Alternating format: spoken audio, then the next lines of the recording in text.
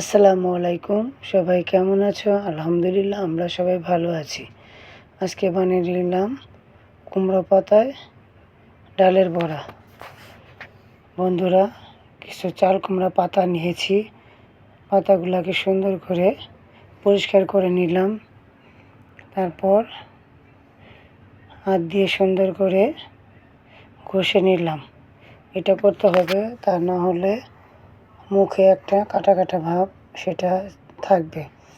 তারপর আমি মসুর ডালকে ভিজিয়ে আদা, রসুন, পরিমাণ মতো লবণ, ধনিয়ার গুঁড়া, মরিচের গুঁড়া, একটু হলুদের গুঁড়া, তারপর একটু কাঁচামরিচ, সব কিছু সুন্দর করে ব্লেন্ড করে আমি বড়াটা বানিয়ে নিলাম।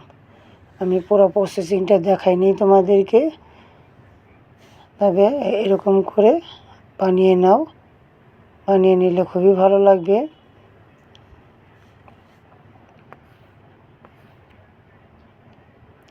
তারপর অল্প তেলে ভেজে নিলাম।